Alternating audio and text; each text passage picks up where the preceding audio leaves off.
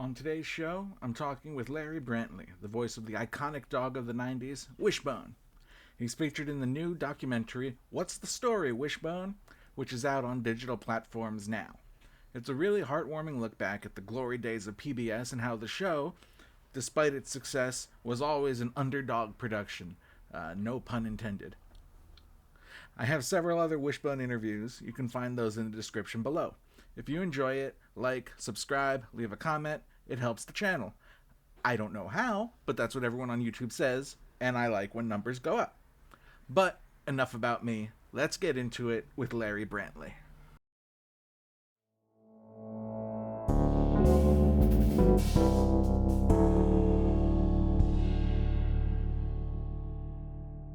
Hello there. I was up late last night watching this documentary, and Yeah. boy, I'm glad I didn't watch it with other people around because it got surprisingly emotional. Oh yeah. Yeah. It did. Yeah, It was the reunion itself, getting everybody back together to conduct those interviews, was very emotional, but a lot of fun. yeah, it's something like in the documentary itself, you say, or not you specifically, but it's said that the show, because of when kids watch it in their lives, they carry it with them just forever. And I Hmm. really, I haven't thought about Wishbone in almost 30 years, but as soon everything, every single scene, I was like, oh yeah, I remember that. I did Yeah. watch that. Yeah. It was so formative to me. I, read books that I wouldn't have read at 5, 6, 7, years old Yeah. because of that show. Well, that's great, man. That was the point. So thank you. Um, so bringing it to your part of the story, in case people don't know, you are the voice. You are Wishbone in Well, a yeah, way. I'm one part of that character, right? I was very fortunate, some years ago, many years ago now, actually, that Rick Duffield, the executive producer, creator of the series, took a big chance on a very unexperienced kid and basically launched me into what turned out to be a career. So I'm real grateful for that experience. You talk a little bit about it in the documentary, but was there any apprehension when you went from doing, the pilot order of 5 episodes to then a full year of work, or were you just like, hooray, it's a year of work? It was both at the same time, and not to spoil the scene for anyone who hasn't seen the film yet. This took place when we thought we had done. We were on the fifth episode. We thought we were done shooting. We'd done our five, and it was lunch. And Rick and Betty stood up and basically told all of us that PBS had ordered 35 more shows, and that they wanted them delivered in a calendar year.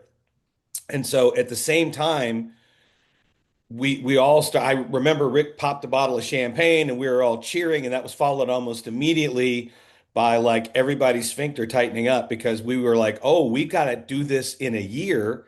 And we've been basically shooting little movies, right? We were shooting on 16 millimeter film, with a full cast and crew that numbered sometimes upwards of 300. We had to turn one half of the entire set around and make a new world every week. And so it was very much joy in that all these young filmmakers were going to be employed for a year, and terror about were we going to be able to get it done.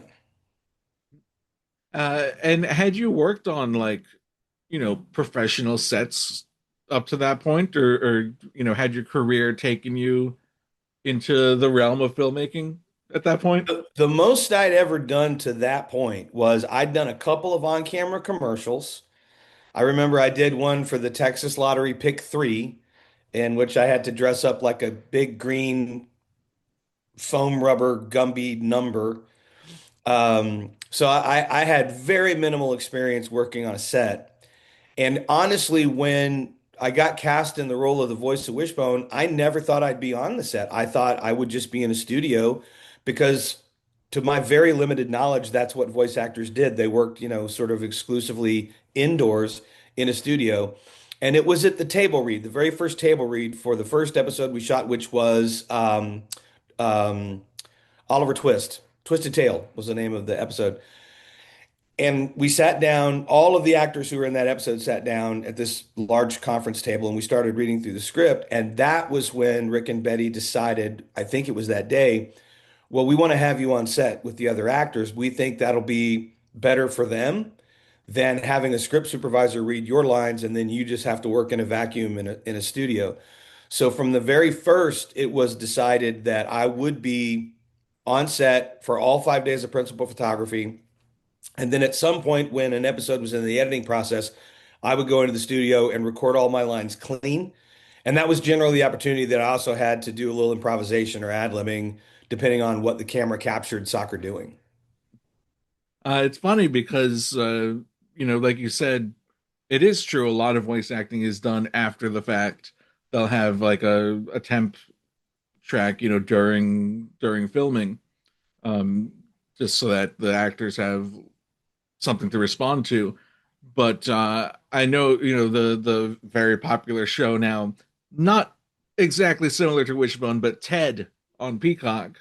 Hmm. Seth MacFarlane directing all the episodes. He's giving the voice on set. He's doing the performance there. And when I was Yeah. watching the documentary, I was like, huh, that is how they do Yeah, it, I mean, thankfully in the 90s, mocap technology didn't exist then because I can't imagine myself running around on all fours. Like, thank goodness we had the most talented film dog in the world as the star of our show. Mhm. I mean, that's a tremendous collaboration that feels so lucky, so unexpected getting to work with Soccer, the Yeah. dog. Um, did you ever feel upstaged by Soccer? Did you ever have to go, hey, we're in this together? Oh, never. Not one time. If anything, his time to shine was definitely on the set. And it really was a good collaboration. And part of that, large part of that was made possible by the fact that Soccer's trainer team, which consisted primarily of Jackie Captain, the head trainer, and his owner, and then also Brian Turi. Then there were a couple of others. They were so good and so professional and really made us all understand very early on in the process because keep in mind, no show had ever attempted to do what we were trying to do. So we really did have to figure it out as we went along. And uh, one of the things that the trainers had to do was they had to desensitize Soccer to the fact that when he was in a scene, he was going to be hearing my voice, but he wouldn't know where it was coming from, right? So it was really important for him to sort of ignore everything and everyone around him, including the speaker box that had my voice in it, and focus on the trainers, which he was absolutely the best at doing. And we all sort of the humans on that set learned set discipline like really well. Like we became invested in not wanting to pull his focus away from the trainers because we are shooting a very complicated show. We're shooting it on film. We're shooting lots of moving parts, and even under the best of circumstances, we were shooting long, long hours, and the dog could only work so many hours. So, but that collaboration between the two of us, I think, really showed itself with his ability to be super expressive and charismatic on camera. And then as I learned and grew into the character, my ability to provide a voice to that in post-production. And you went on the road as well. Yeah, we did. As so, there's I imagine a level of improv that you just kind of have to roll with the punches. The dog, obviously, a tremendous actor for a dog, but Mhm. sometimes the dog will just do what dogs do, and you have Yeah, to roll with absolutely. that. Was Absolutely. And was there so a level of improv on the set of the show as well? oh, for sure. Yeah. Um and after a few episodes, the on-camera actors started to become very used to it. Like they knew if Soccer was doing something he wasn't supposed to be doing, that first of all, every actor knows you act until the director says cut. If the director doesn't say cut, you just keep playing the scene. So they would let me go on sometimes if he got a hold of a chew toy and was particularly crazy about it or whatever it was. And initially, part of the fun for me was cracking up the other cast members.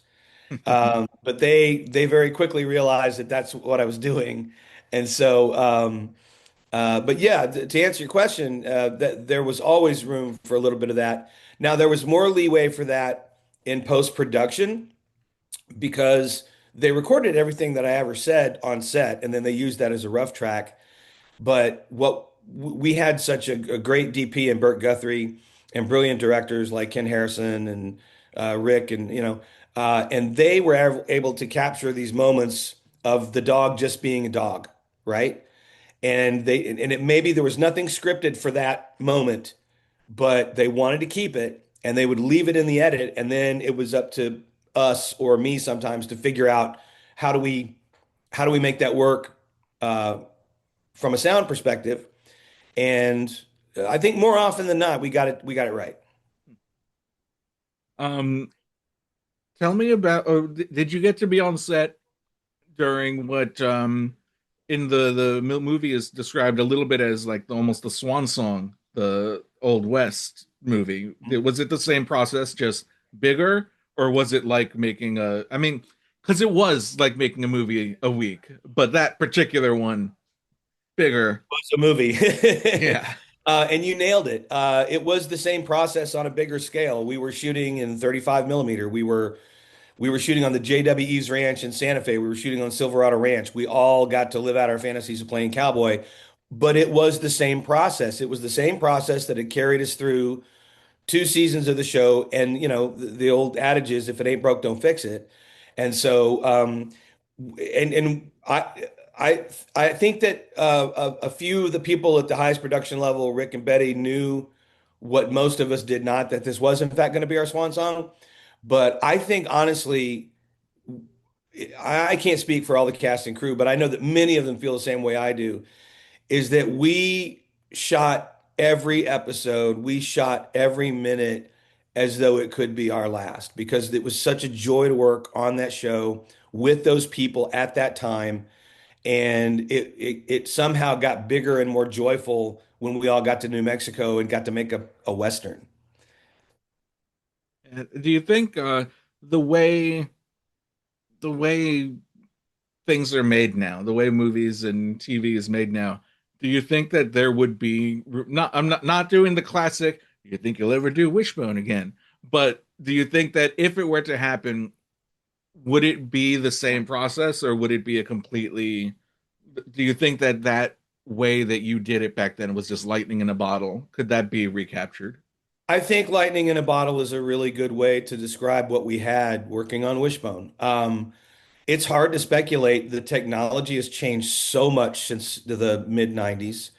Um, could it be done differently? Absolutely. If the original creators of the show were in charge, would it be done differently? I don't think so. I think that part of the charm, and if I'm being honest, the enduring legacy of the show is the fact that people who were kids when they watched this show grew up savvy about television and film, know the tricks of the trade, are a little bit jaded and maybe cynical about some stuff now, and they know that with very few exceptions, we didn't do any of that stuff. We did some early wireframing to create backgrounds. We did some green screen shots, obviously, but that was all very rudimentary. Most everything was physical sets and physical actors, and it's sort of like the difference between, using auto tune in Pro Tools to correct your mistakes and just going, well, we made a mistake there. We got to go back and do it again, and we're just going to keep doing it until we get it right. And so I honestly think that you kind of hit on something kind of important there, because I think that is an enduring legacy of the show, is the fact that it is in the music world, I would call it analog. We did it analog, right? We shot it on film. We didn't, we used very little computer technology.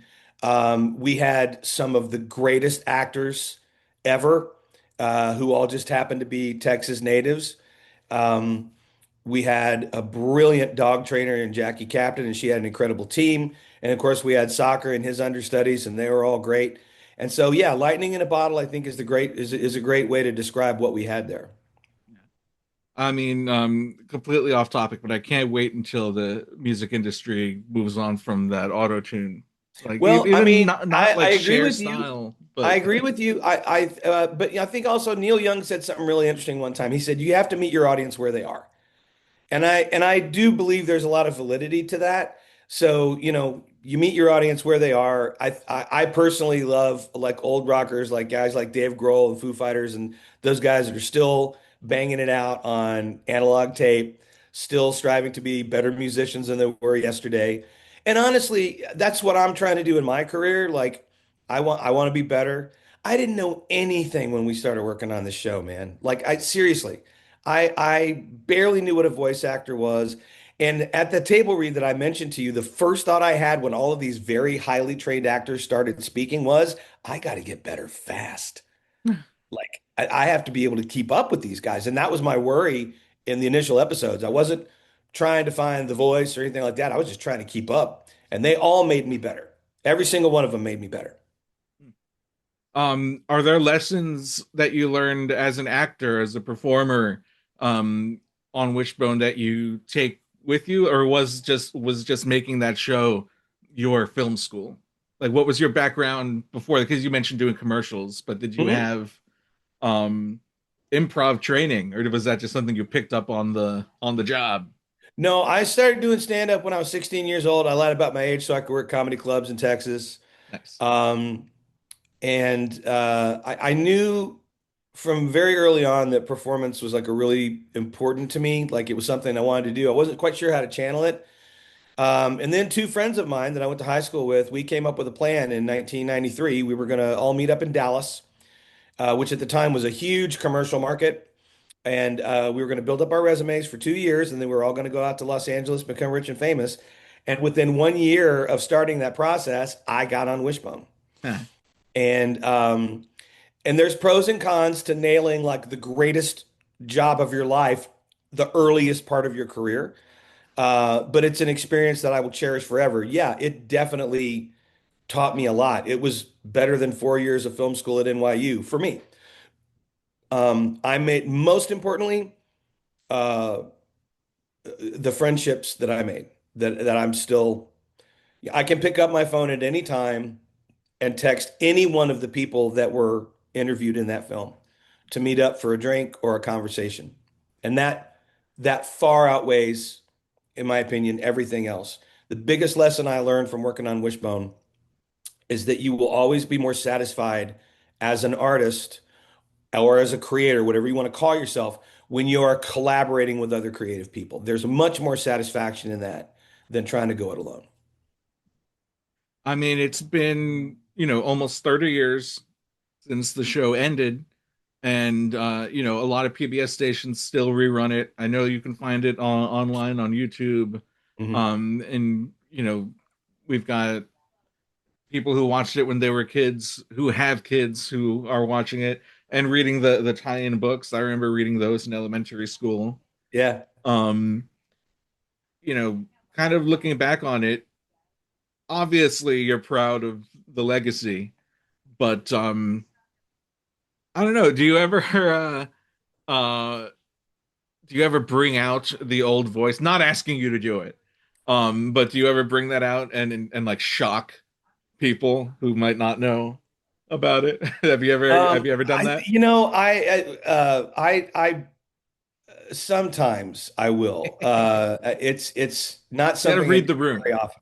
Say again? You got to read the room first. Yeah, and so like I do lots of appearances at nostalgia cons and comic cons and stuff like that. And so every so often, a really sincere person will come up and just could you just for old time's sake, it's hard to say no to that when someone's being so sincere and they were such big fans of the show. But I don't, I can tell you that I can still do the voice. I'm more than twice the age I was now when we started working on that show. But I'm still able to be in this weird voice acting business. So I can still trot the voice out as needed. I just haven't done it in quite a while. That I mean, if it's too much of a spoiler, I can edit it out. But that is you. That is new you at the end of the movie, right? Oh yeah, yeah, yeah, yeah, yeah. Hi, Mama. Um. So was that like a hoot, or when you do it, is it like um Do you have to work up to it, or can you just bring it out at the Oh, I drop of have a to hat? warm up a little bit. And it's a little more falsetto these days than it used to be. But we had to do several cuts of that, not because I wasn't able to get the voice, but because I was getting really emotional. Hmm. I did not know at the time um, how the film was going to end. Um, and so when Joey called me and said, "Hey, I have an idea for something special," um, but this is, and I'm not going to spoil it. It's just I have to do something, but you have to come in and we have to do this and we'll bang out what it's like. And I didn't think anything about it. I'm like, sure, yeah, I'll be there. So I went to Blake Calhoun's place and he's our editor. And when I saw it image wise, what they were doing and then what they wanted me to say, I was like, I don't know if I can do this, fellas, without crying my eyes out. So I sat there and Joey and Blake were extremely patient with me because it took quite a few takes. And then I finally delivered the line to their satisfaction. And I think that shows up in the film. Well, thank you so much for the film, for your work. I mean, there's so many people my age and younger and older who you know we'd probably be doing something else if it wasn't for that show. I don't know what it would be. Maybe I'd be a lawyer, maybe I'd be a drunkard in the street, but I wouldn't be me without your show, so thank you. Well, Zach, I can't, that hearing something like that never gets old, brother. I appreciate you. Thank you for those kind words. Thank you for what you do. And I wish you nothing but the best. It was a pleasure to talk to you. Thank you. All right.